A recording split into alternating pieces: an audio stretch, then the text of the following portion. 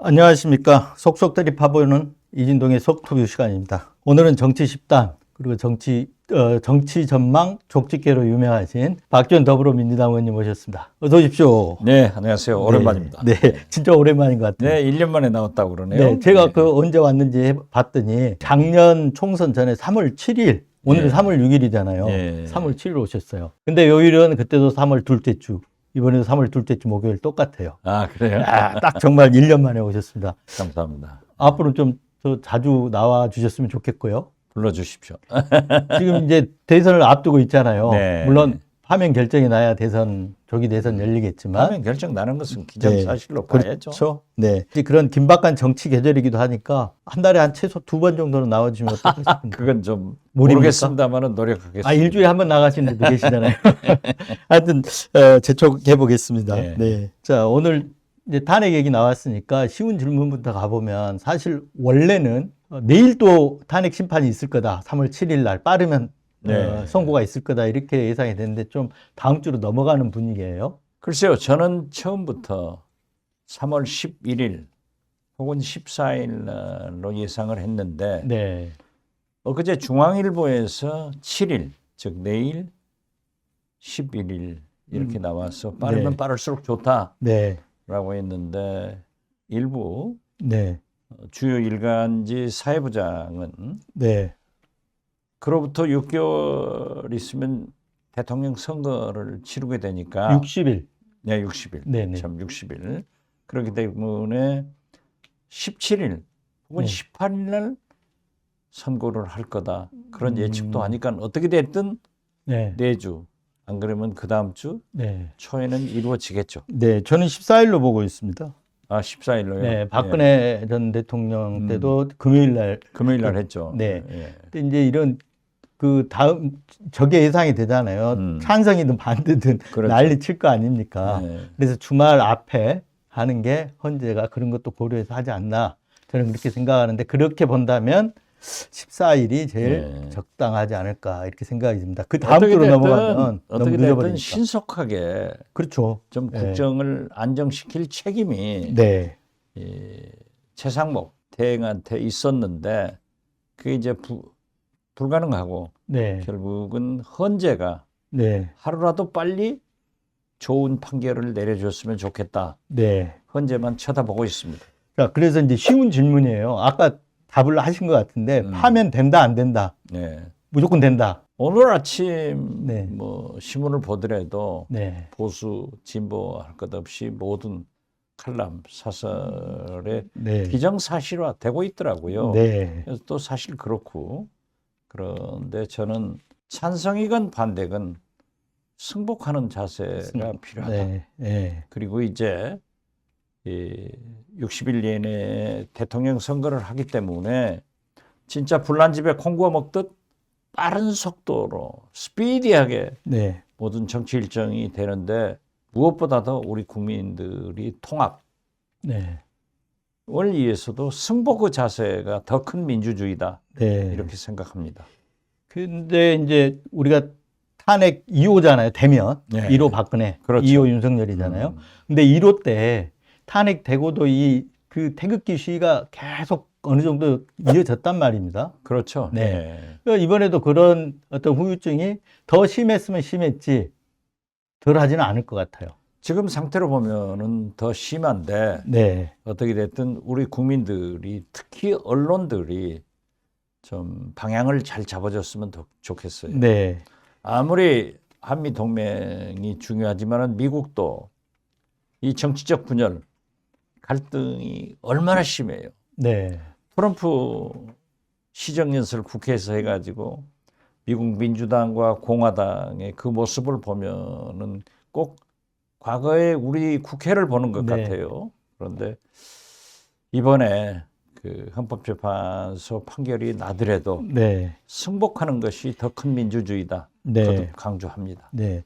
이제 파면 쪽에 이제 그런 그쪽의 결론이 날 것 같다. 그쪽으로 이렇게 이제 무게를 실어서 보시는 것 같은데, 그 사실 이제 극우층이나 일부 또 보수 쪽에서는 살아서 돌아오는 거 아니야? 복귀하는 거 아니야? 이렇게 이 기대도 갖고 있는 것 같아요. 여기 보시면 지금 오늘 아침에 제가 광고로 갖고 왔는데, 조선일보, 동아일보 일면, 이면 광고들인데, 뭐, 이번 내란이 뭐 야당 탓이고부터, 그리고 헌재 재판소에서 사실로 다 드러난 것조차도 야당의 공작이다. 내란 공작이다. 이런 어떤 광고, 의견 광고들 이렇게 내고 있어요. 그쪽은 돈이 많으니까 네. 광고도 하고 여러 가지 동원도 하지만은 그렇다고 하더라도 지금 현재 객관적인 여론조사를 보더라도 분열된 것만은 사실이에요. 네. 그렇지만은 탄핵의 무게를 두고 있다. 네. 거듭 말씀드리지만은 날짜가 가까워질수록 보수나 진보 할 것 없이 언론들이 탄핵 인용에 무게를 두고 있기 때문에 저는 무엇보다도 네. 국민 통합을 위해서 승복하는 설사 우리로서는 생각할 수 없는 문제지만은 네. 탄핵이 기각된다 하더라도 승복하자 하는 말씀을 드립니다. 네. 저는 8대 0으로 보고 있습니다. 네, 저도 그렇게 네. 봅니다. 예. 박근혜 국정농단보다 더 쉬워요, 이거. 네, 그렇죠. 네, 판단이 네. 더 훨씬 쉬운 문제이기 뭐, 때문에. 이렇게 오래 걸릴 이유가 없는 거예요. 네, 네, 사실 맞습니다. 헌법기관인 국회 계엄군이 침범한 그 사진 한 장과 네. 선관위에 침범한 그 사진 한 장, 그리고 서부지법을 폭동 네. 이러한 것만 가지고도 헌법을 파괴한 것, 네. 유린한 것은 사실이기 때문에 저는 100% 윤석열 대통령 파면한다. 네. 이 결론이 나오리라고 봅니다. 네. 네. 첫 번째 문제는 너무 쉬웠어요. 쉬운 문제만 하세요. 네. 자, 최상목 아까 권한대행 얘기 나왔는데 사실 8대 0이라 9대 0이 될 수 있거든요. 예, 그렇죠. 근데 최상목 권한대행이 마은혁 재판관을 임명을 지금 아니 거부하고 지금 보류하고 있고 이렇게 되는 거죠. 국무위원 핑계 냈고 그 전에 여야 합의 핑계를 댔는데 이런 최상목 권한대행의 간봉 행태 어떻습니까 이거? 저는 최상목 대행에 대해서 대정부 질문도 민주당에서 저보다 하라고 그래서 네. 사실 이낙연 총리, 한덕수 총리, 최상목 대행까지 제가 도맡아서 3번을 연속 해봤는데요. 이해할 수가 없는 분이에요. 그 네. 수재. 그러니까 별명도 짱구인데 네. 어떻게 해서 1대1 개념을 그리고 헌법에도 네. 국회법에도 없는 여야 합의를 해와라. 국회 다수결 원칙이잖아요. 그렇죠. 네. 국회에서 합법적으로 제가 인사청문 위원장을 했습니다마는 네. 3분 다 합법적으로 국회 인준을 받아서 추천이 되면은 당연히 임명을 해야 되는데 1대1 개념으로 그렇게 네. 해가지고 마은혁 재판관만 보류시켰잖아요. 네. 그 다음에 헌법재판소에서 인용이 됐단 말이에요. 그러면 반드시 대행은 헌법을 준수할 의무가 있는데 그걸 또 보류를 하더라고요. 네. 그래서 거부권 대행에서 이제 진화해가지고 보류 네. 대행까지 가고 있다. 네. 그래서 저는 기대하기가 어렵습니다. 네. 그런데 대개 보면은 아마 최상목 대행이 관료 출신이기 때문에 네. 선배인 한덕수 총리가 헌재에서 기각돼 가지고 네. 총리로 복귀하면은 네. 자기는 경제부총리로 돌아가고 네. 그 책임을 면피한다 하는 것도 있는 것 같아요.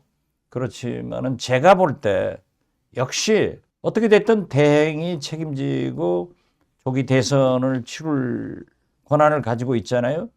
굉장히 막중한데 최상목 대행보다는 한덕수 대행이 차라리 낫다. 네. 그런데 또 한덕수 대행을 한다고 하면은 그럼 헌재에서 한덕수 대행이 기각되기를 바라느냐 참 빼지 또 박지도 못하는 어려운 네. 그런 거지만은 또 그것도 있는 것 같아요. 그래서 두 번째 문제가 그거예요. 네. 한독수는 살아 돌아올 수 있는가, 못 오는가. 어떻게 보십니까? 그러니까 이 한덕수 총리의 이게 탄핵 의결 사유가 그 3명의 재판관 임명을 거부한 거잖아요. 그렇죠. 네. 거부한 건데 이제 이 부분에 대해서 헌재가 지금 이제 탄핵 심판을 놔두고 있는데 어떻게 전망하십니까? 한덕수 총리.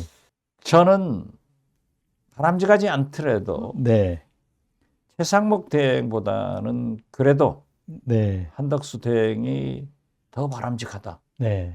하기 때문에 조기 대선을 원만하게 치르는 데는 또 내란에 네. 비교적 나쁘게 표현하는 사람들은 한덕수 대행이 자기 살려고 빠져났다. 네. 하지만은 사실을 얘기하신 분이기 때문에 네. 돌아오기를 바랍니다. 네. 그래야 조기 대선을 책임지고 잘 치를 수 있을 것 같아요.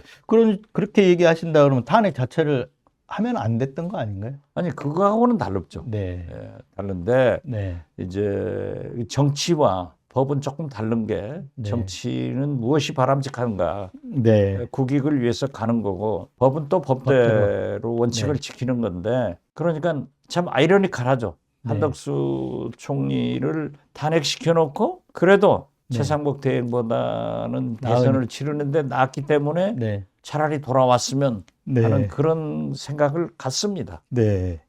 그래서 이제 여쭤보고 싶은데 한덕수 총리 그리고 최상목 권한대행 다 국무회의장에서 있던 분들 아닙니까? 예, 그렇죠. 그리고 그 쪽지 번호가 조태열 외교부 장관이 받은 게 8번인가 되잖아요. 예, 그리고 그러니까 이상민도 받았을 걸로 추정이 되고 예, 다 이렇게 또 받은 분이 한 분 더 있죠. 최상목 대행. 최상목 대행이죠. 받았는데 이분들 갖고 가서 F4 회의도 하고 그리고 뭐 이런 나와가지고 회의가 어떤 임무 수행을 한 게 구체적으로 드러나지는 않았지만 그런 것으로 볼 수 있는 정황들이 있지 않습니까? 그래서 이제 질문은 한덕수 국무총리 그리고 최상목 권한대행 이런 분들, 그러니까 김용현과 이상민은 이제 수사도 하고 있고, 그러니까 차차하고 아까 두 분 그런 국무위원들 중에서 부하 수행, 그러니까 내란 동조자인가 아닌가 어떻게 규정할 수 있을까요? 지금 현재 저희가 볼 때는 다 내란 동조 세력이죠. 네, 그렇지만은 검찰이 지금 현재 아직도 윤석열 검찰이에요. 네, 그렇기 때문에 수사를 제대로 하지 않고 있다. 네, 그렇기 때문에 이 계엄 이러한 것을 알본색원하고 그 책임을 규명하기 위해서는 내란 특검이 필요하다. 네, 그래서 우리는 아직도 내란 특검을 바라고 있는데 최상목 대행이 거부권 행사했잖아요. 네, 특히 최상목 대행은 완전한 내란 동조 세력인 것이 지금 말씀하신 F4 네. 이걸 가지고 쪽지를 받아가지고 비상 입법기구 예. 예산 확보하라. 예산 확보하라는 그 지시를 네. 받았는데 자기는 안 받다. 네, 주머니에 넣었는데 어떻게 해서 F4 네, 회의를 소집하냐고요. 그것은 F4라고 하는 것은 잘 아시다시피 경제부총리, 네, 한국은행 총재, 금감원장, 금감위원장 네, 이 네 분한테 그것을 보여줬는데 네, 거기다 내놨는데 어떤 근거로 F4 회의를 소집했는가? 그걸 모르고는 안 할 수 없잖아요. 왜냐하면 그 입법회의 같은데 필요한 예산 조치를 하라는 건데 그래서 이것은 지금 현재는 대행으로 경찰 조사는 한번 받았지만은 내란 동조한 것이 명확하기 때문에 저는 특검이 되면은 네. 한덕수 총리는 물론 최상목 대행도 반드시 조사를 받고 상응한 처벌을 받을 것이다. 네. 그렇게 예상합니다. 그러니까 그 당시 국무위원석에 다 참여했던 분들, 네. 이분들은 다 특검에서 다 전부 조사를 받아야 되는 거잖아요. 당연하죠. 네, 지금도 일부 경찰에서 검찰에서 소환했다는 얘기는 안 하지만은 네, 지금 현재 그 이상민 장관 전 장관 같은 분은 사실 계엄이 해제된 후 네, 삼청동 안가에서 네, 이상민 장관, 법무부 장관, 네. 법제처장, 민정수석 이 네. 네 분이 회동을 네. 했어요. 법조인들 전부. 예, 네, 다 법조인 출신이고 윤석열 대통령 최측근들이죠. 네, 거기서 끝나고 제가 밝혀냈습니다마는 법사위에서 추궁을 하니까 핸드폰을 다 바꿨어요. 그렇죠. 예. 그러면 왜 바뀌었느냐? 네, 네, 그리고 사실상 내란이 아직도 종식되지 않는 상태에서 제2차 계엄을 모의했느냐? 이러한 것들이 아직 밝혀지지 않았기 때문에 검찰에서나 경찰에서 이걸 하지 않는데 네, 또 그 왜 핸드폰을 다 바꿨는가? 이런 것들이 규명되기 위해서도 내란 특검이 반드시 필요하다. 저는 그렇게 보고 있습니다. 소위 이제 친위 쿠데타를 일으키는 세력들 우두머리만 지금 깜빵에 들어가 있는 거고 그렇죠. 나머지 잔재 세력들은 그대로 다 남아 있다고 봐야 되는 거잖아요. 우두머리들도 지금 현재 또 다 빠져나가고 이상한 소리 네. 하잖아요. 네. 그래서 이제 절차가 진행이 되니까 구속이 됐고 재판도 진행이 되니까 그렇죠. 이제 네. 단죄 지금 단죄 절차가 진행이 되고 있잖아요. 네. 근데 그것만으로는 안 되는 거잖아요. 그렇죠. 절대적으로 미진한 거죠. 네. 자, 지금까지 이제 탄핵 심판에 대해서 좀 그 과정에 대해서 좀 여쭤보고 그랬는데 이제는 그 정치 10단, 정치 식단 전망 아닙니다. 부담보다 제가 하나 예, 높였습니다. 예. 감사합니다. 예. 그래서 이제 그 정치 독집계 전망에 걸맞는 그런 걸 좀 여쭤보려고 하는데 야당의 대선 후보는 거의 뭐 원탑이라고 이제 할 수 있는 분이 계시니까 여기에 상대할 여당 후보 여러 명이 있어요. 여러 명이 있는데 지금 명태균 게이트까지 있어가지고 명태균 돌뿌리도 등장하고 그래서 넘어질 사람도 있고 돌파할 사람도 있을 것 같은데 이 야당의 원탑 상대할 사람 누구로 보세요? 과거 이진동 사회부 기자 네. 얼마나 민환하게 특종 보도를 많이 하셨는데 뉴스포스 대표를 하시면 저보다 더 잘할 거예요.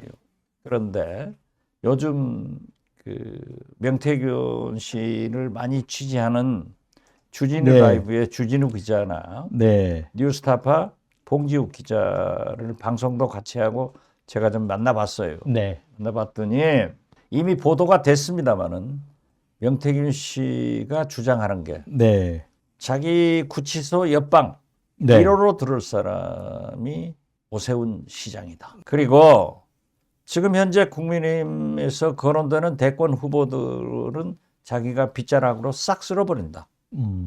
이런 것이 나와요. 네. 나오는데 명태균 씨 특징은요. 제가 볼 때는 뻥이 좀 있는 것 같아요. 좀 과장은 네. 있지만은 이분은 팩트는 없는 건 얘기를 안 합니다. 예. 팩트는 정확하게 맞고 또 딱 증거물을 소위 네. 에비던스를 내놓더라고요. 네. 그래서 이분이 보통 분은 아니구나 하는 생각을 느껴요. 단 네. 뭐 우리 이진동 대표도 잘 아시지만은 고발 사주 네. 그 문제도 저하고 제가 국정원장 할 때 터져 나온 네, 네. 문제인데 뭐 몰리셨잖아요. 제보 사주로.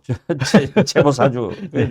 고발 사주 보도는 여기서 뉴스버스에 했는데 그렇죠. 그걸 역공으로 들어와서 제보 사주라고 제가 해서 아주- 정치 공작으로 또 몰리셨잖아요. 아주 몰렸죠. 그런데 그 명태균 씨하고 김건희 네. 여사가 그 녹취록이 나오는데 대화록이 나오는데 그 굉장히 김건희 여사가 걱정을 하니까 명태균 씨가 그건 유튜버들이 걱정할 필요 없습니다. 네. 박지원 조성은 게이트로 몰아갈 것입니다. 네, 네, 그 카톡 저도 봤습니다. 네, 카톡에 또 그런 네. 대화를 했더라고요. 그래서 저는 기분은 나빠요. 그런데 네. 어떻게 됐든 이분의 말씀은 거듭 말씀드리지만은 뻥은 있지만은 사실이다. 네. 그리고 다른 분과 달리 꼭 증거물이 백업을 하더라. 네. 그런데 그분이 그렇게 얘기를 했는데 저는 믿을 수밖에 없어요. 네. 그래서 대권 후보들이 요동을 칠 겁니다. 네. 그리고 제가 설명이 좀 길어집니다만은 국민의힘 사람들은 말로는 탄핵을 반대하고 다니지만은 속으로는 이미 대통령 선거 경선이 시작됐고 그것보다 더 크게 생각하는 게 대통령 선거에서는 질 것으로 잘 알고 있던 것 같아요. 네. 그러니까 당권에 어. 연전해서 이명박 찾아가고 음. 탄핵 1호인 박근혜를 2호 사람들이 찾아가서 지금 그 하는 거 보면은 너무 어이가 없죠. 네. 잘 모르겠어요. 그렇지만 네. 지금 현재로 보면은 김문수 장관이 가장 유력하지 않은가 네. 그렇게 봅니다. 그 현재 이제 여론조사상으로는 김문수 장관이 제일 높게 나오더구만요. 그렇죠. 네. 근데 김문수 장관은 누가 봐도 이 구구와 호흡을 같이 하고 있지 않습니까? 그 정광훈 세력들하고 정광훈하고 그 목사. 집회도 나가가지고 그렇죠. 발언하고. 그러니까 대통령 선거 할 때도요. 네. 윤석열을 지지한 건 아니에요. 네. 총선 때도 그렇고. 그렇죠. 그러니까 정광훈 왜냐하면 박근혜 탄핵에 대해서 김문수 그렇죠. 장관이 유튜브 방송할 때마다 예. 엄청나게 비판, 박근혜 탄핵은 잘못됐다. 예. 뭐 이런 얘기들 조작됐다, 뭐 사기 탄핵이다, 뭐 이런 거기는 취지로 이미 얘기를 해왔거든요. 극우로 전향이 빨리 된 거죠. 네. 그렇기 때문에 지금 이 국민의힘은 엄격하게 말하면은 건전한 보수, 네. 중도 보수는 버리고 이미 극우 정당이 된 거예요. 파시즘이 된 거예요. 네. 그렇기 때문에 거기에 선두인 전광훈 목사와 가까운 또 극우로 이미 전향된 네. 이 김문수 장관이 저는 볼 때 당내 경선에서도 가장 유력하다 네. 이렇게 봅니다. 그러니까 결국은 최종 대선 후보 관문도 후보는 오를 사람도 김문수가 유력할 것이다. 지금 현재로는 그렇다 네. 이렇게 봅니다. 그 한동훈 요즘 책도 내고 뭐 지금 대선 행보 지금 박차를 가하고 있는 듯한 모양새인데 그 한동훈에 대해서는 어떻게 보십니까? 한동훈은 제가 처음에 정치권에 나왔을 때 어쩐지 덜 익은 땡감이다. 네, 네, 그래서 그대로 낙관할 것이다. 네, 제 예측이 맞다 떨어져서 낙관을 했잖아요. 네. 그런데 그분이요. 맨 처음 비대위원장, 법무부 장관, 비대위원장, 당대표. 당대표를 하면서 총선이 있는데 국회로 안 가더라고요. 네, 그리고 누가 보더라도 대통령 후보로 직행하려고 해서 아, 역시 정치 초짜는 국회로 가지 않는구나. 네, 그래서 제가 덜 익었다. 네, 땡갑으로 낙관한다 했는데 떨어졌어요. 네, 그리고 혁신위원장을 하면서 당대표로 출마했을 때의 제일 어필되는 말이 국민 뜻대로. 네. 그런데 윤석열 뜻대로 하다가 자기가 망했잖아요. 그렇죠. 예, 아니, 그러니까 윤석열의 후광을 잇고 쭉 온 거죠. 뭐 윤석열 왔지만은 좀 후광. 네, 마지막에. 갈라졌었죠. 마지막에. 예, 예. 마지막에는. 그리고 당대표가 돼서 저는 그것만은 한동훈을 평가합니다. 네, 어떻게 됐든 집권여당 대표로서 대통령이 계엄하니까 맨 먼저 반대를 했어요. 네, 그 다음에 중요한 것은 우원식 국회의장이 국회 본회의에서 계엄 해지 의결을 할 때 18명의 자기파 의원들을 본회의장에 보내줘서 가결됐어요. 네, 제일 중요한 것은 마에 8표를 확보 못해서 늘 우리가 야권이 곤혹을 치렀는데 윤석열 탄핵에 결정적인 8표 이상을 보내줘가지고 탄핵이 가결됐어요. 네, 이것만은 저는 평가합니다. 네, 그래서 진짜 이제 국민 뜻대로 가야 된다라고 했는데 그 국민의힘 당에서 윤석열 힘이 당이 된 거예요. 극우 보수 의원들이 쫓아내버리더라고요. 네, 그때만 하더라도 여당의 가장 지지도가 높은 대통령 후보인데 그 정치를 생각하지 않고 내보내서 야, 저 집도 콩가루 집안으로 결국 깨지는구나. 저는 분당을 지금도 예측을 합니다. 네, 그런데 7, 80을 쉬다가 한동훈 대표가 이번에는 국민이 먼저입니다. 네, 그래서 저는 그렇게 해라. 국민 뜻대로 해서 윤석열 뜻대로 해가지고 망하니까 이제는 반성하고 국민이 먼저입니다. 그 생각을 가지고 내란 세력과 손절하고 네, 진짜 국민 편에서 국민이 먼저입니다. 국민 뜻대로 그런 정치를 하면은 지금은 비록 소수이지만은 내년 지방선거 그리고 국회의원 선거 이번 대통령 선거에서는 실패하더라도 그 다음 대통령 선거에서는 바라볼 수 있다. 네. 즉 DJ는 네, 영국에서 돌아와 가지고 정계 복귀를 해서 서울시장, 인천시장 그리고 광주 전남북지사 16개 네, 광역단체장에서 5개를 이겨가지고 87명의 국회의원을 데리고 아시아에서 최초로 우리 대한민국에서 최초로 수평적 정권교체 네. 즉 평화적 정권교체에 성공한다. 네, 그러니까 그 길을 갔으면 좋겠다 하는데 요즘 보니까 역시 거저 먹으려고 그러죠. 그냥 네, 윤석열이 먼저입니다. 네, 입만 버리면은 음, 이재명 네. 비난하더라고요. 심지어 이재명이 대통령 되면은 또 계엄한다. 계엄은요 민주당이 한 적 한 번도 없습니다. 그렇죠. 네, 전부 자기들이 한 거예요. 네, 자기들이 배운 도둑질 그대로 하려고 하는 거예요. 네, 네, 맞습니다. 그래서 저는 대통령 후보는 모르겠어요. 그래도 나온다 하면은 마지막 경선은 김문수, 한동훈 이렇게 될 수는 있지만은 네. 경선에서도 윤석열 힘당, 윤석열 지지 세력들 극우 보수들한테 패배해서 결국 멸망할 것이다. 네. 저는 그렇게 봅니다. 네.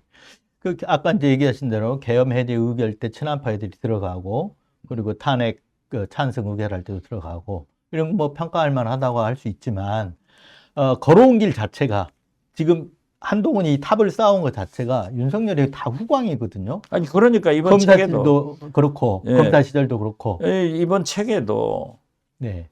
한동훈 하면 검사인데 네. 검사 경력은 싹 빼버렸어요. 그 얘기 저는 아직 책을 못 봤습니다만 네. 조선 최고의 무슨 칼잡인가 이런 별명을 갖고 있었잖아요. 네. 그 부분은 전혀 없었던 모양이죠. 없었다고. 없애버린 그러니까 모양이죠. 윤석열 대통령이 검찰 출신으로 실패한 대통령이 되니까 네. 그것을 싹 지우고 나오지만은 그것은 솔직하지 못한 국민을 속이려고 하는 네. 참 플레이다. 네. 좀 어리석은 것 같아요. 윤석열 정권 초창기만 해도 왼팔 오른팔 이상민 한동훈 그렇게 했었고 아 그렇죠. 그리고 소통령이라 불렸고요. 네. 그리고 그 잘 아시지만 고발사주 그걸 막기 위해 가지고 그렇죠.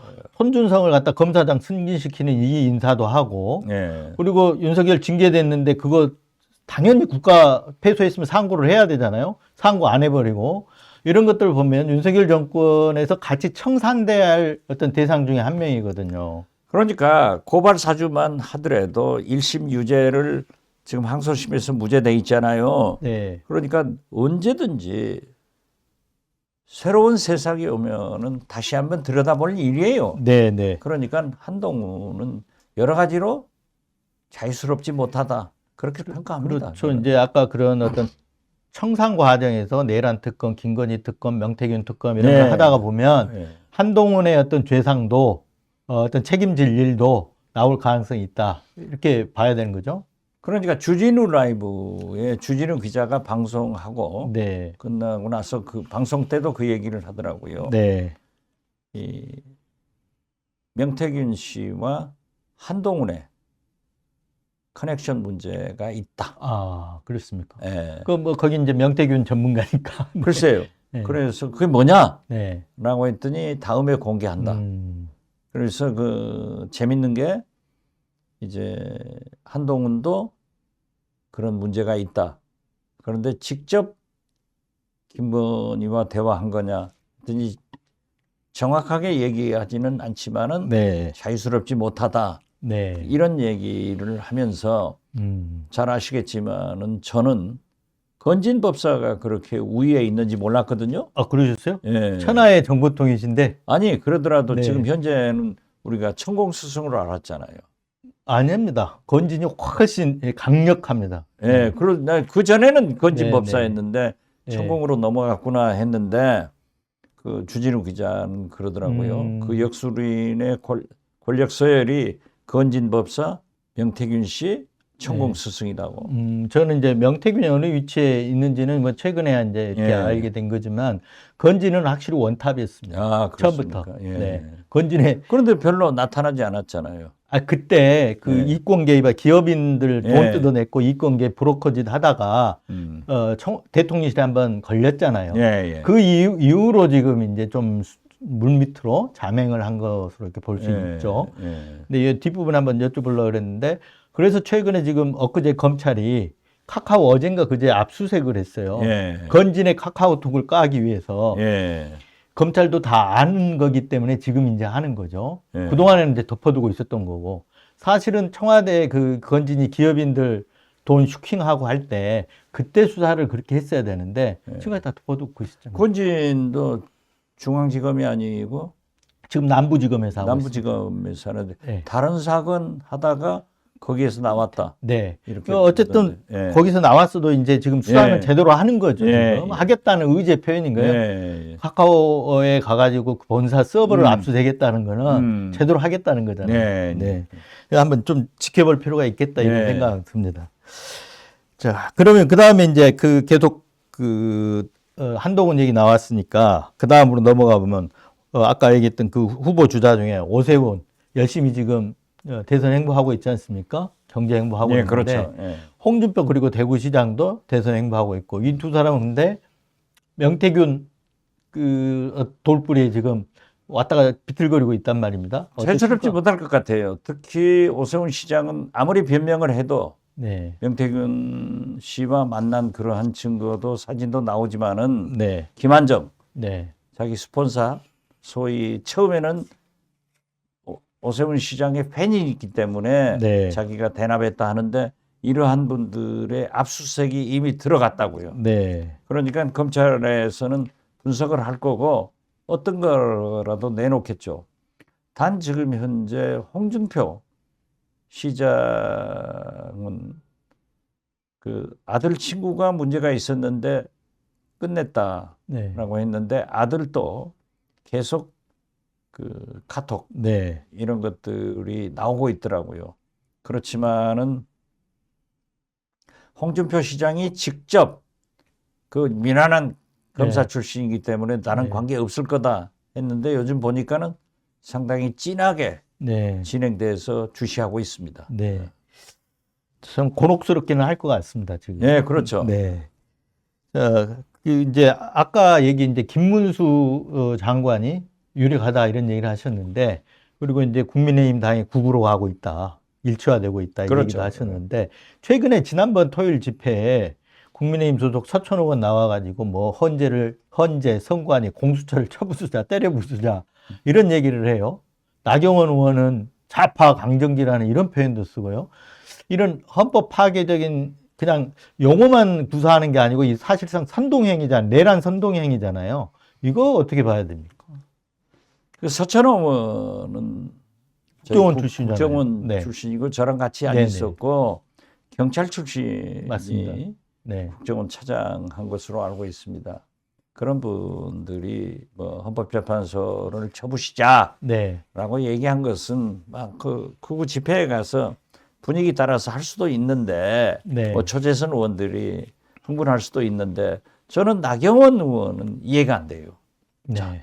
나경원 의원은 실질적으로 서울시장 네. 오세훈과의 경선에서도 명태균 여론조사 때문에 떨어졌잖아요. 네. 자기가 더 높았는데.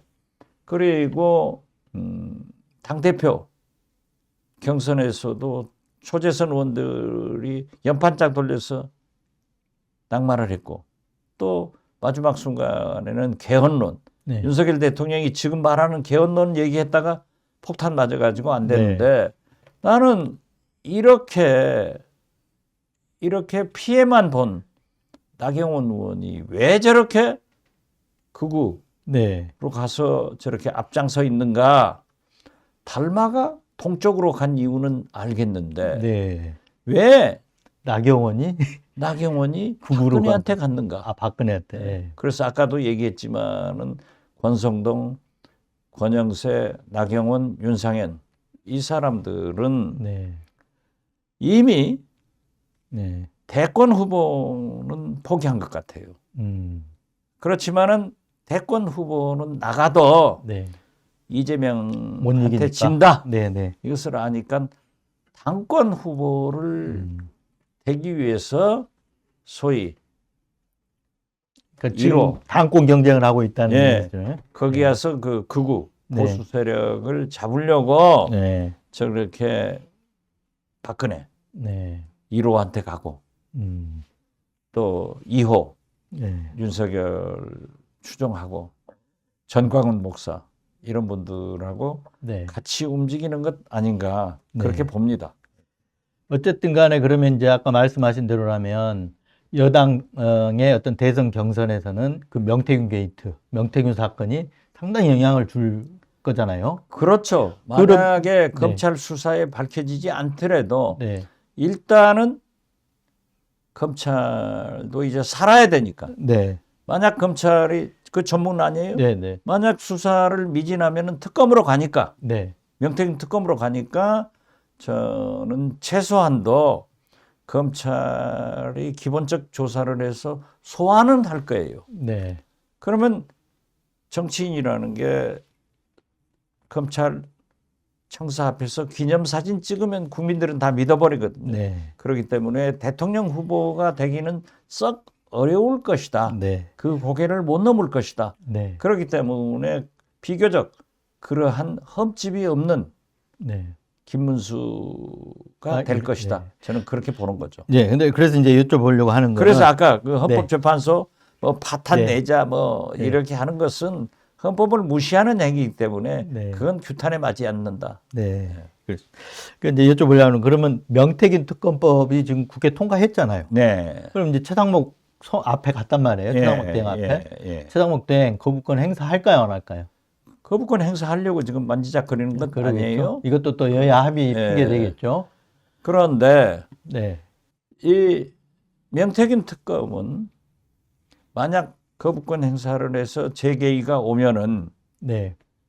즉 재투표를 해야 되잖아요. 네. 국회에서 200석인데 여기는 국민의힘 대권 후보들의 이해관계가 그렇죠. 있어요. 네. 그렇기 때문에 오세훈, 홍준표 후보가 나오면은 내가 안 될 수 있다 네. 한다 하면은 저는 재투표 네. 개의해서 네. 통과할 확률이 매우 네. 높다. 두 번째 질문이 이제 바로 그 부분이었어요. 이해관계가 걸려 있기 때문에 재의결이 올 경우 뭐 이게 무기명으로 하는 거잖아요, 이거는. 그렇죠. 네. 예. 그래서 통과될 가능성이 있느냐가 두 번째 질문이었는데 답변을 벌써 주셨네요. 네. 자, 그러면 이제 그 여당 물어봤으니까 야당으로 가보면 일단은 야당의 대선 후보로는 이재명 현 대표가 원탑이다. 정리돼 가고 있다. 이렇게 보시는 거죠? 지금 그렇습니다. 지금 대개 국민의힘 대권 후보들은 대구를 가고 네. 민주당 대권을 꿈꾸는 사람들은 광주를 가는데 그 전에 제가 광주에 가서 정치부장, 편집보도국장, 정치부 기자들 등 다 만났어요. 네. 만나서 잡아보니까 역시 이재명이다. 네. 이런 것을 했고 또 대권 후보들이 광주에 가서 사실상 이재명을 지지하는 그러한 말씀을 다 했더라고요. 네. 나는 정리 잘 됐다고 봐요. 단 김부겸 전 총리 네. 같은 분은 개헌 문제에 대해서 세게 얘기를 했는데 뭐 개헌은 나중에 한번 다시 얘기하기로 하고요. 사실상 이재명으로 정리됐다. 네. 저는 그렇게 봅니다. 자, 그러면 다른 어떤 그 대선 주자로 떠오를 만한 그런 인물들, 뭐 이낙연, 그리고 김동연, 김경수 등등도 있지 않습니까? 이광재. 임종석, 이광재, 예. 김두관. 김두관 이런 분들 중에 이런 분들은 대선 어떤 경선에 나설 가능성이 있는 거죠. 지금 현재로 보면은 그 분들이 거의 다 네. 이재명을 지지하는 것으로 남았는데 네. 제가 듣고 있기로는 김부겸 전 총리는 여의도에 100여 평짜리 사무실을 준비했다. 네. 아직 개장은 안 했어요. 네. 그리고 계약은 했겠네요. 예, 네. 이번에는 한번 출마한다 하는 의사들을 측근들이 얘기를 하고 있고요. 네. 김경수 이런 분들은 아직 아니고 그 사무실이 위에 있더라고. 친구 사무실. 친구 네. 이 빌딩에요. 네, 네. 그럼 몰라요. 그제 매불쇼에서 만났어요. 네. 그런데 어떻게 됐든 광주 와서도 상당히 그 좋은 얘기를 해서 이재명으로 단일화되는 것 같아요. 네. 그리고 이제 이광재 전 지사나 네. 김두관 지사의 얘기는 안 들어봤는데 움직이고 있는 건 사실이고요. 네. 임종석 전 비서실장은 자기가 나간다. 음. 이재명한테 얘기를 하지는 않고 네. 어떻게 우클릭하냐. 우리 민주당의 정체성은 진보다. 네. 나는 진보를 표명하는 그리고 이재명 대표를 반대하는 사람이 출마하면은 거기를 지지하겠다. 그래서 일종의 이념 투쟁을 선언했는데 그것은 저는 굉장히 좋다고 생각해요. 네. 어떻게 이재명 혼자 됩니까? 네. 그러니까 우클릭 이런 문제에 대해서 정체성 가지고 한번 이념 투쟁을 해보는 건 좋다. 그래서 저는 그건 잘 됐다. 이렇게 얘기하는데 되게 보면은 잘 정리되고 오히려 이재명 대표는 자기 혼자 네. 나와서 그거 청청 잘 나가는 것보다는 어떤 경선 후보가 나와서 함께 해줬으면 좋겠다. 이런 얘기를 해서 몇 사람한테는 좀 나와달라. 네. 그래서 제가 듣고 있기로는 박용진 네. 전 의원이나 김영록 전라남도 지사 네. 이런 분들한테는 좀 나와주라. 음. 또 다른 분들한테도 이렇게 얘기했는데 물론 우리 김영록 전남지사는 저하고도 막역한 관계인데 끝까지 네거티브 하지 않고 경선을 하겠다. 네. 그리고 박용진 전 의원은 저는 자기는 출마하지 않고 역할을 하겠다. 이런 것들을 보면은 아직은 모르지만은 이재명이 잘 가고 있다. 네. 그렇게 봅니다. 그 나와달라고 해가지고 나오면 약속 경선 돼버리는 거 아니에요? 아니 이재명 대표로서는 좀 경선을 네. 세게 해보려고 하는 거겠죠. 의원님 저기 트럼프도 대통령하고 바이든도 하잖아요. 네. 의원님 한번 나가시면 어떠세요?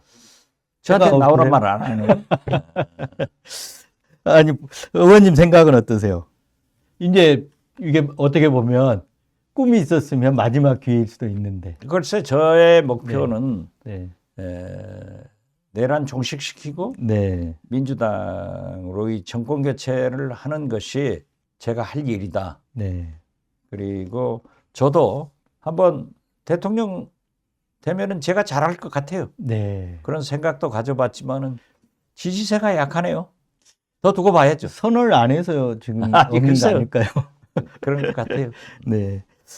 자, 하여튼 간에 이제 그 과거에 김대중 정권에서 DJ 편압을 해서 어떤 정권을 이제 잡는 어떤 교두보를 만들었지 않습니까? 네. 그러면 이재명 대표의 이런 우클릭, 그 중도 보수다, 이런 발언들, 이런 것들이 상당히 확장성은 있다고 보시나요? 당연하죠. 네. 제가 제일 주장한 게 그겁니다.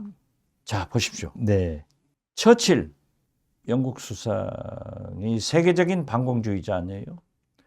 히틀러를 이기기 위해서 세계 공산당 두목인 스탈린과 손을 잡고 처칠을 물리쳐요. 네. 김대중도 보수의 아이콘인 김종필, 박태준과 손을 잡아서 대통령이 당선됩니다. 네. 그렇지만은 스탈린이 공산주의자지만은 처칠이 공산주의자가 된 건 아니에요. 김종필, 박태준이 보수였지만은 김대중이 보수가 된 것도 아니고 자기들의 정체성을 잘 지켜나가면서 했단 말이에요. 네. 그리고 정책 면에서도 저는 늘 예를 듭니다. 클린턴 대통령이 미국 민주당의 당론은 동성애 찬성이에요. 네. 그렇지만 클린턴은 민주당 후보로서 동성애 반대다. 이렇게 공화당의 정책을 갖다 써버리는 거예요. 네. 그리고 박근혜도 경제민주화 가져갔죠. 네. 가져갔다 썼잖아요. 네. 다 당선됐어요. 네. 그런데 이재명 대표가 지금 현재 국민의힘이 건전한 보수를 지향하는 게 아니라 극우 보수로 가버렸단 말이에요. 네. 그렇기 때문에 중도 보수가 지금 갈팡질팡하는 거예요. 네. 김대중 대통령도 제가 볼 때는 네. 엄격하게 보면은 중도 보수다. 네. 단 대북 정책, 네. 노동 정책, 복지 복지, 정책은 진보였다. 네. 네. 그러니까 중도 보수란 얘기를 많이 썼어요. 문재인 대통령도 그랬다는 거예요. 그런데 방황하는 중도 보수를 이재명이 중도 보수를 표방함으로써 우클릭을 함으로써 포용이 됐어요. 네. 요즘 여론조사에 보면은 중도 보수가 이재명을 지지하고 있잖아요. 네. 그렇지만은 거듭 말씀드리지만은 우리는 이재명은 우클릭만 할 게 아니라 아래로 클릭도 해서 네. 약자와 소외계층도 보듬고 가야 된다. 저는 이것이 굉장히 좋은 정책이고 이것이 승리의 길이고 김대중의 길이다.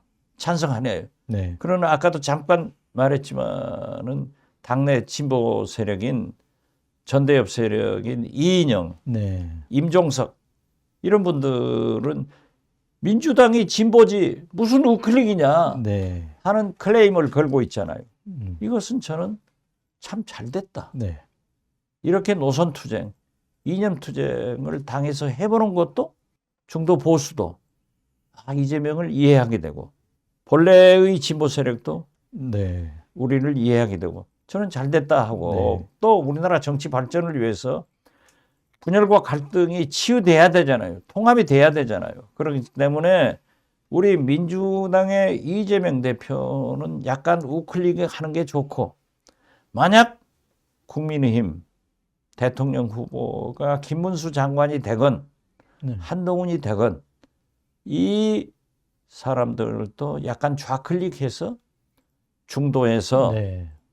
통합의 대한민국을 만드는 데 필요하다. 네. 그래서 저는 이재명이 아주 잘하고 있다고 평가합니다. 네.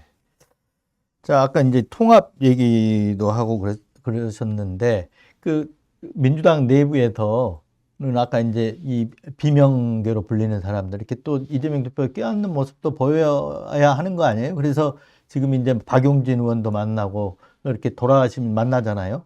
네. 근데 어제가 5일 날 예. 매불쇼에 나와서는 그런 얘기를 했어요. 체포동의안 가결 때 일부 의원들이 검찰과 이 안거래를 했다. 나를 팔아넘기려고 한 거 아니냐. 이런 취지로 얘기를 했단 말이에요. 그거는 이제 아마도 제가 보기에는 공천 때 비명 행사다. 이런 부분에 대한 어떤 답변 겸 그리고 말하자면 이제 경고를 보낸 것 같기도 하고 그런데 어떻게 보십니까? 뉴스포스에서 출연하라고 그래서 네. 이진동 기자가 그걸 질문할 거다. 네. 그래서 안 나오려다가 나왔더니 또 그거 질문하시네요.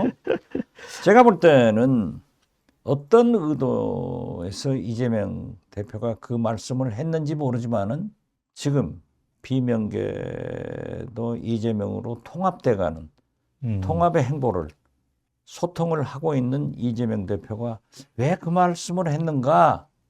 나는 적절하지 못하다고 생각해요. 네. 그렇지만 한편 생각해 보면은 지금 일부에서 윤석열도 안 되고 이재명도 안 된다.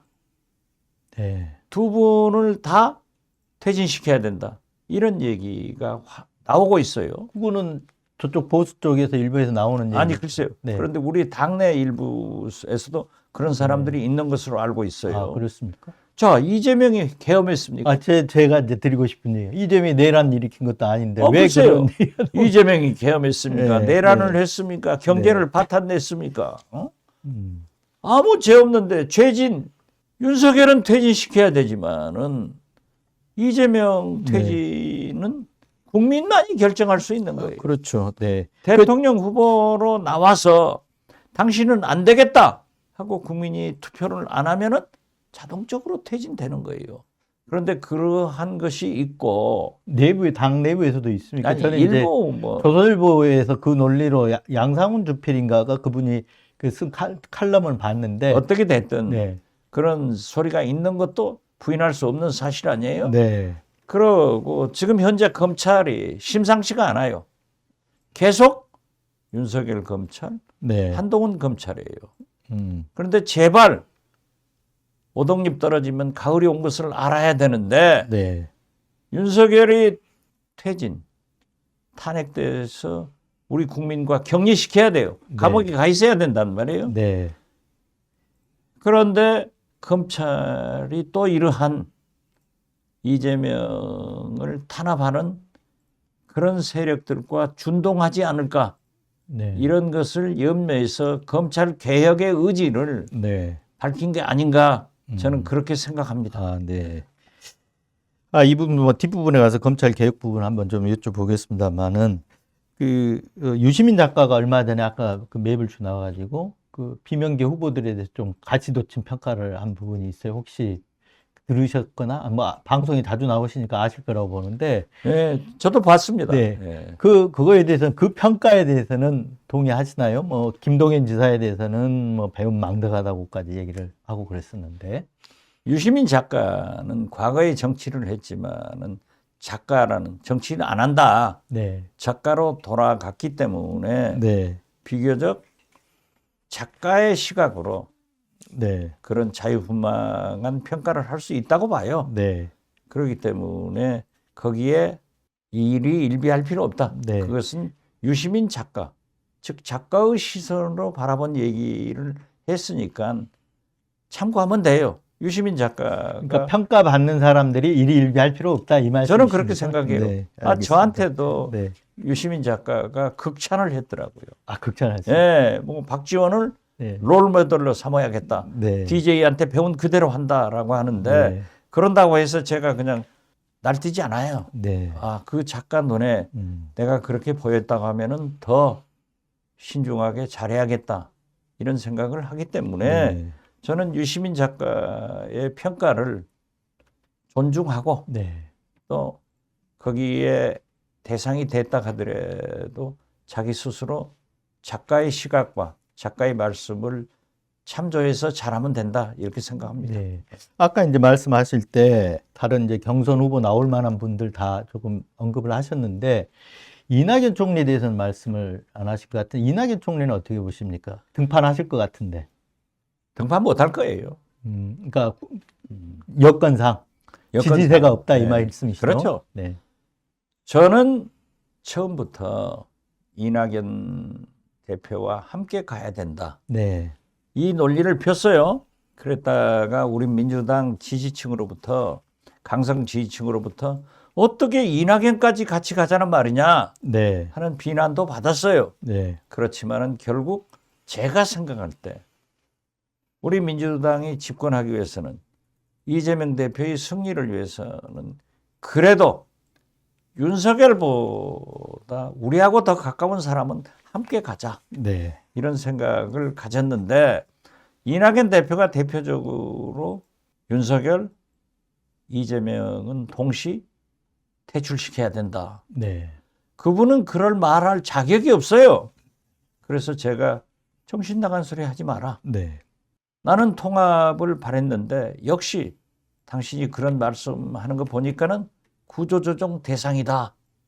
라고 했더니 저를 많이 비난하고 다니더라고요. 네. 처음 한번 비난하는 것은 기사가 나더니 지금 몇 번째 하는데도 네. 아무 주목도 못 받아요. 네. 근데 그래서 이낙연 총리는 왜 그렇게 됐을까요? 그분한테 물어보세요. 좀 이해할 수 없는 행보 쪽으로만 이렇게 자꾸 이렇게 글쎄요. 하시더라고요. 네. 네.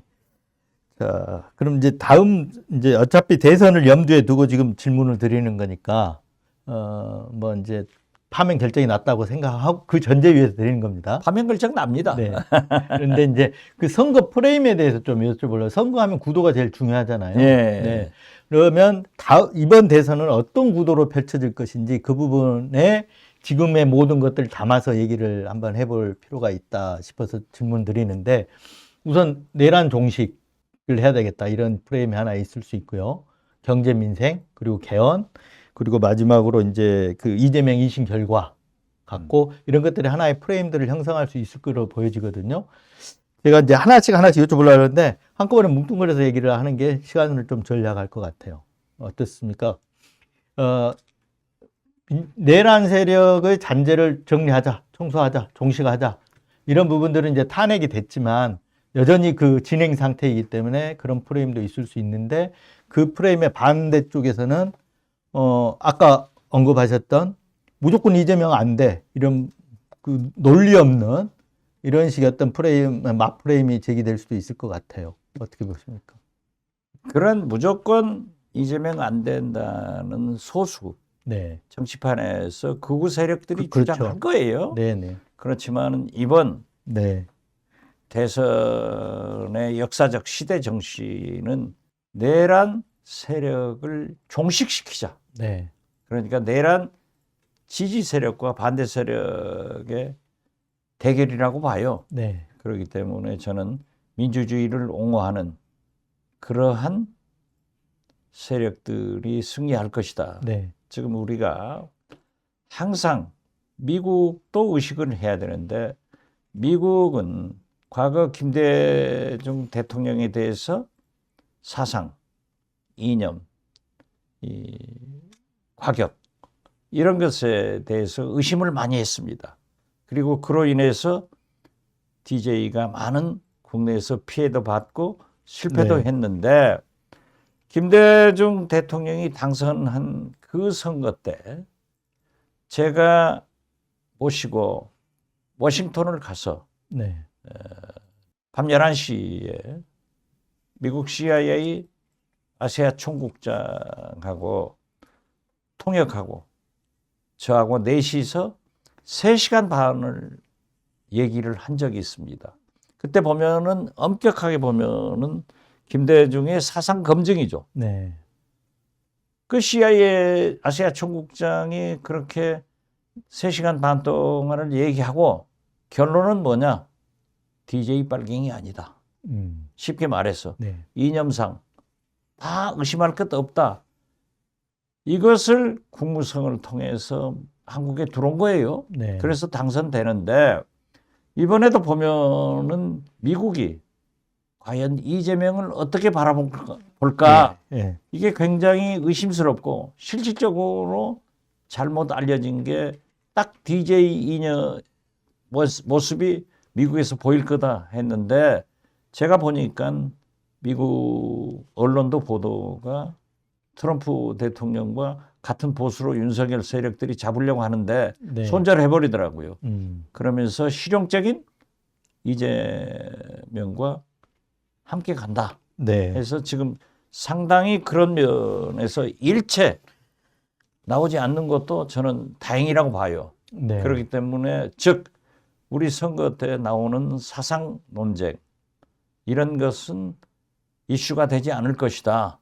네. 그리고 아무래도 민생 경제가 가장 큰 문제인데 윤석열 3년간 경제수석, 부총리를 한 최상목 대행이 그럼 경제 살렸냐? 네. 윤석열이 경제 살렸냐? 이게 문제인 거 아니에요? 그렇기 때문에 저는 주류에서만 조금 좀 괜찮아졌지 않을까? 경제적 이슈 네.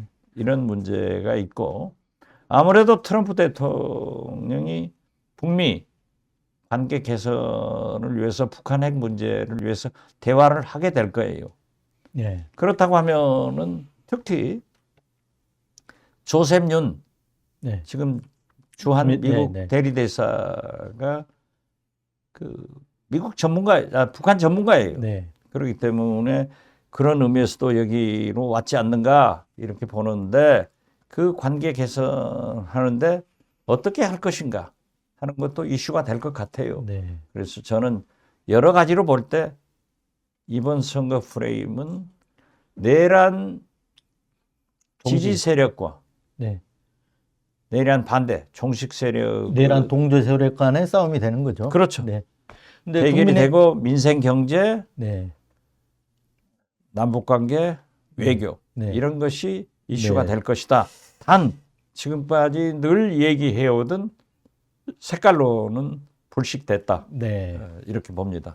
그렇죠. 저도 뭐 아직까지도 그런 색깔론이 좀 먹히는 시대인가요? 그렇죠. 그래요? 네. 그다음에 이제 그런 만나 여쭤볼게요. 경제 민생 그러니까 경제 민생 이 부분이 또 중요하잖아요. 지금 더더군다나 그렇죠.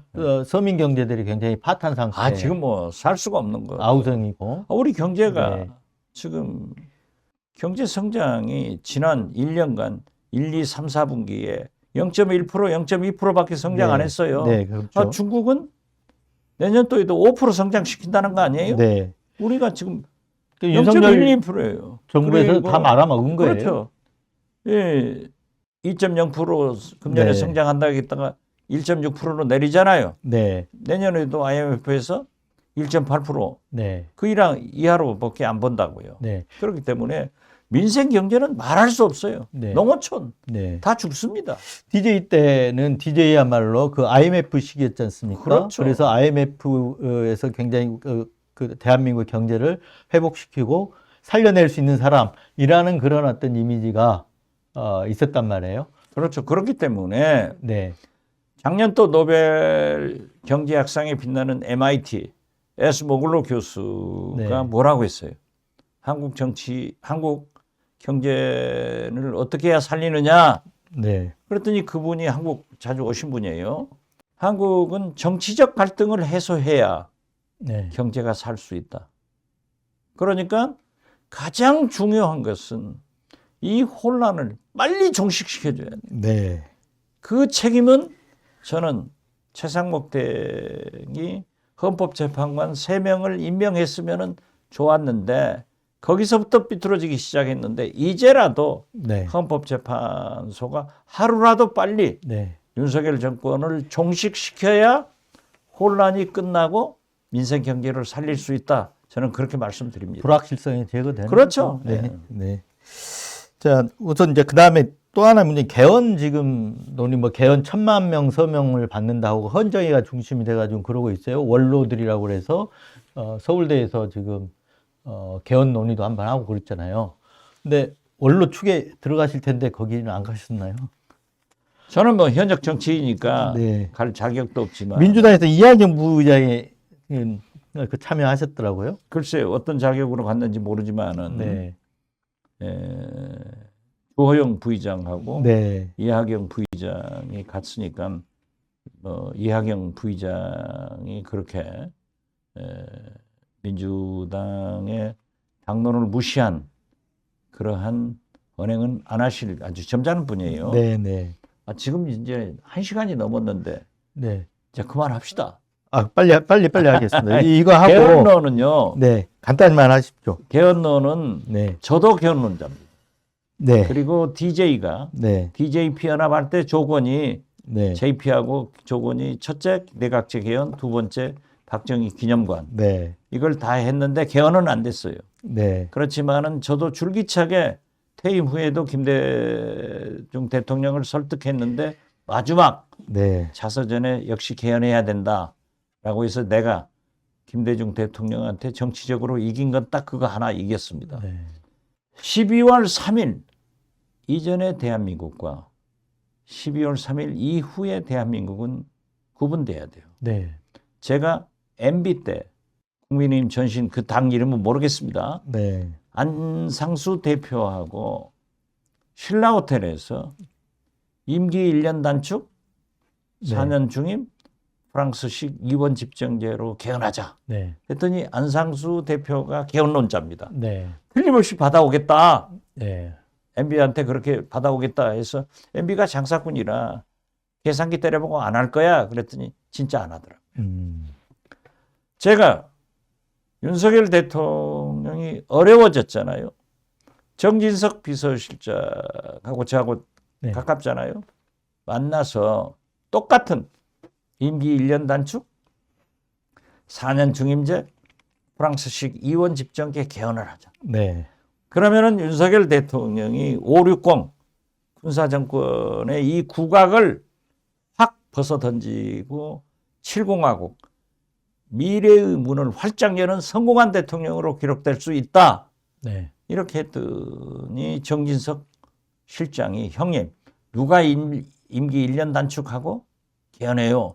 반대를 하더라고요. 네. 자, 12월 3일 이전입니다. 네.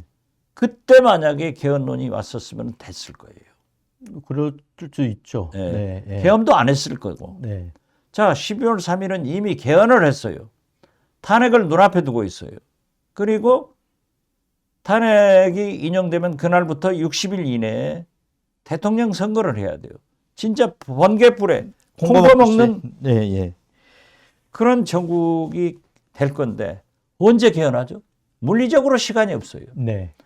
원로들이 서울대학교 안도 거기에서 토론하는 것도 저도 잘 봐요.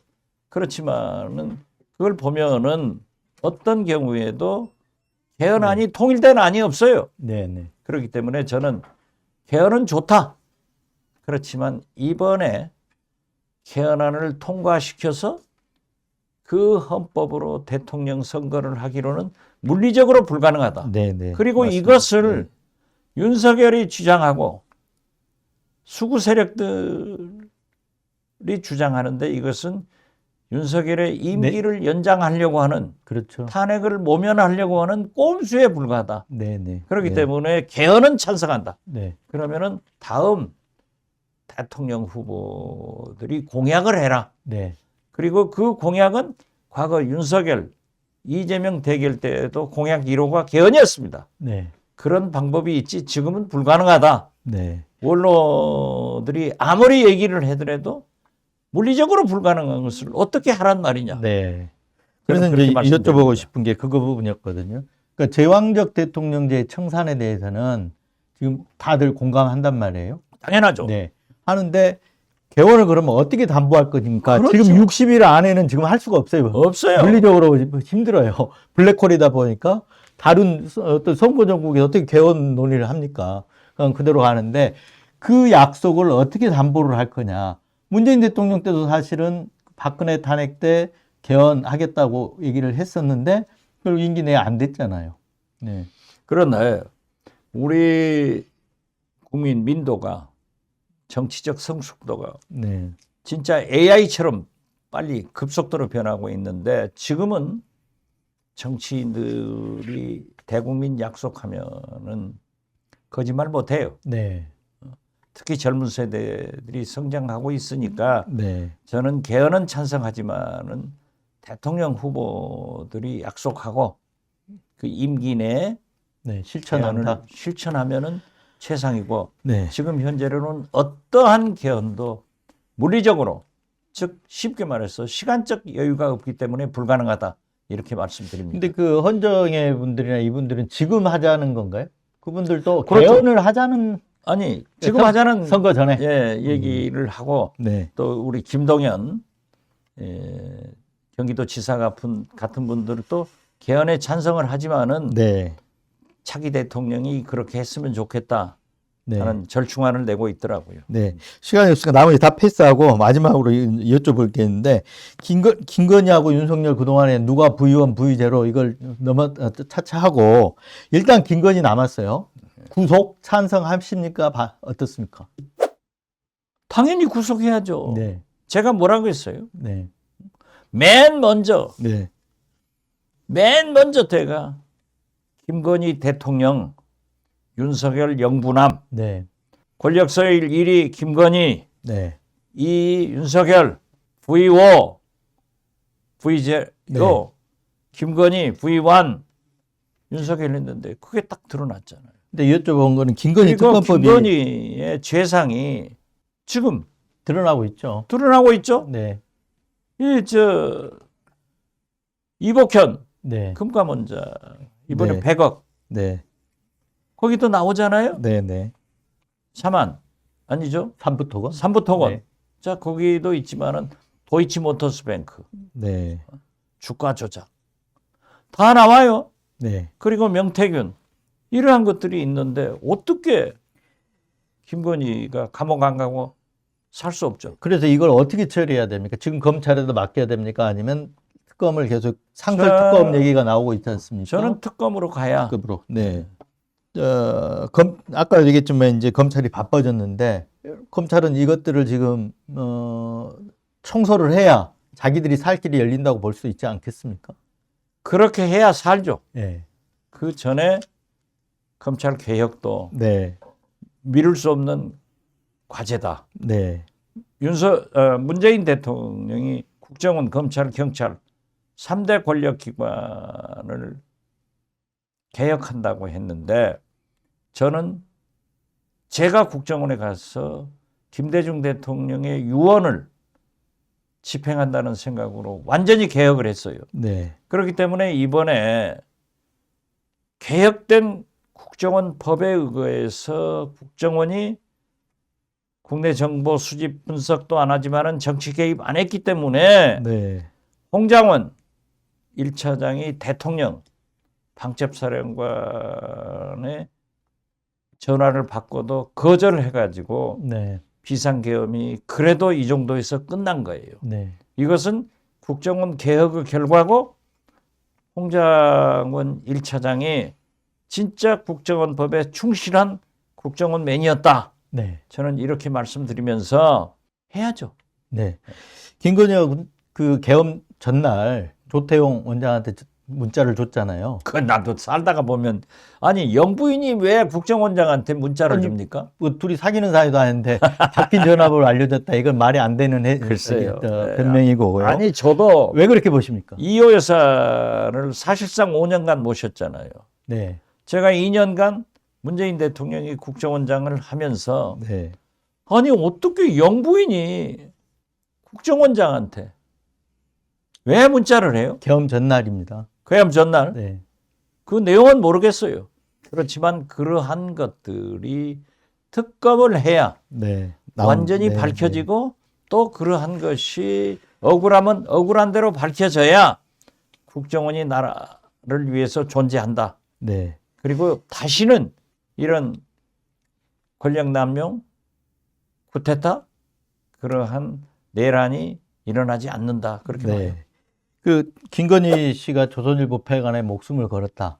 이것도 그 다 계엄 직후에 나온 얘기인데 왜 그랬을 것 같습니까? 저는요, 예, 지금 시중에 김건희 여사가 윤석열 대통령이 구속됐으니까 머리가 백발되고 산발하고 누워 있을 거다 하는데 그 후 그 육성 전화를 들으니까 썽썽하더라고요. 네, 그래서 저는 어떻게 됐든 언론 아니에요. 네. 조선일보가 아무리 미워도 네, 어떻게 영부인이 법에 의하지 않고 법으로도 언론을 폐간할 수 없는 거예요. 영부인이 건방지게 월권을 해서 조선일보 폐간에 내 목숨을 건다. 목숨 걸으라고 그랬어요.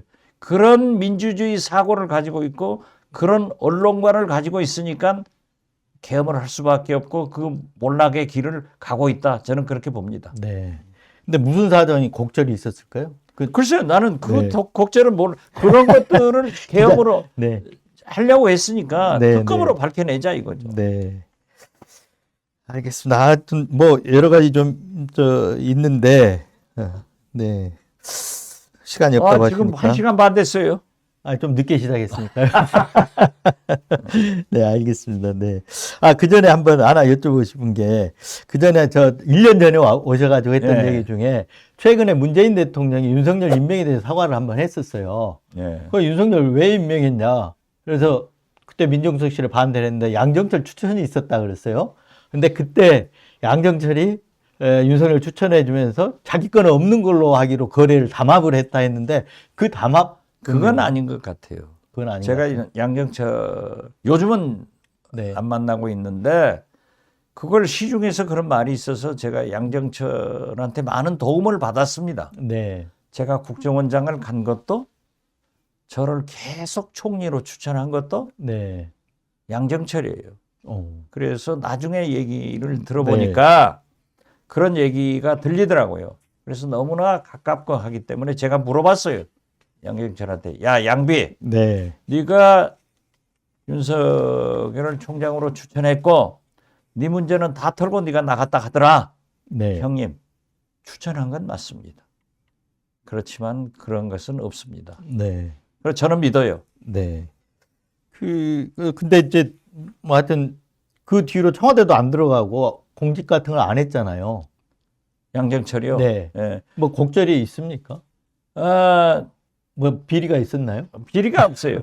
근데 왜? 저 나중에 네. 이것도 나오는데 사실 마지막 총리로 양정철이 저를 굉장히 추천했어요. 네. 그리고 저는 그래도 순장 비서실장은 측근히 해야 됩니다. 네.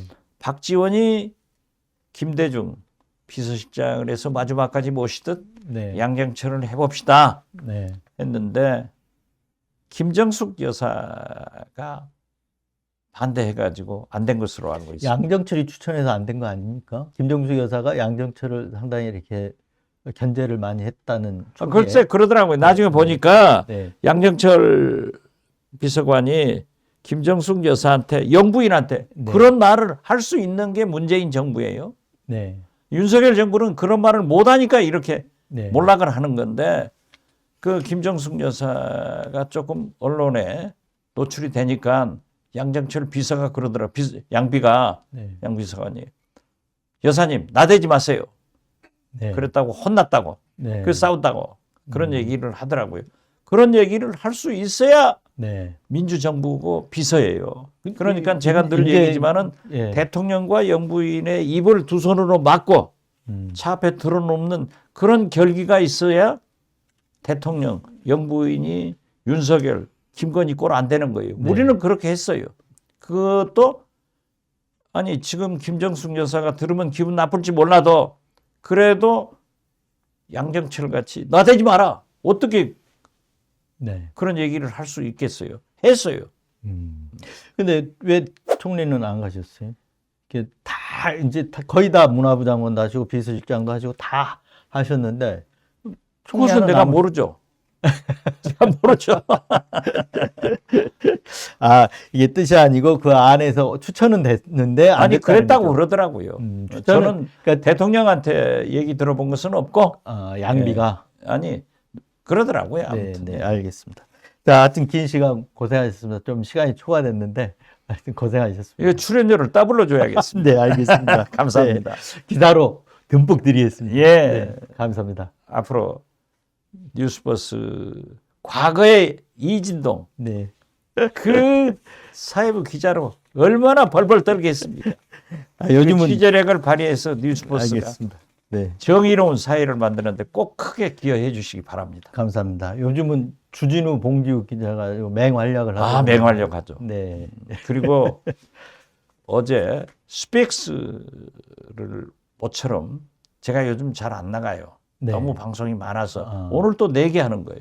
네, 그러면은 하루에 3시간 이상을 방송하면은 너무 피곤해요. 그러시죠. 네, 예, 목도 아프고. 네, 그런데 어제 저녁에 밤 8시에 스펙스 정기호 대표가 어떻게 한번 나와주라 해서 갔더니 노영인 변호사가 진행하는데 네. 진행 엄청나게 잘하더라고요. 많이 발전했어요. 아, 노 변호사 잘합니다. 예, 네, 노 변호사 한번 초청해서 그래야 얘기 되겠네. 들어보세요. 거기가 또 명태균 사건을 맨 먼저 터뜨린 네. 그런 분들 아니에요? 명태규 씨 변호사였잖아요. 예. 보통 아니더라고. 네. 나는 노영인 변호사가 제 저축은행 아, 예, 예. 변호사 해가지고 저를 이겨줬거든요. 그때 무슨 저축은행이었죠? 그 보혜저축은행. 보혜저축은행. 보혜저축은행. 네, 네, 그게 그 네. 검사가 지금 이진동 차장이에요. 그렇습니다. 대검차장. 네. 그럼 엉터리예요, 엉터리. 지난번에 법사위 보니까 제가 깜짝깜짝 놀랐어요. 계속 이진동 불러대서. 근데 뭐 그거 가지고 내가 네, 옛날에 어디 지방에서 만나가지고 네, 다 없던 일로 하고 잘해라 했더니 차장까지 됐는데 네. 엉터리. 검사들은 의리가 없어. 네, 됐으면 나한테 전화 한번 해야지. 네. 그 좀 순진한 친구 같은데요. 순진하죠. 네, 네. 얼굴 빨개지고. 네.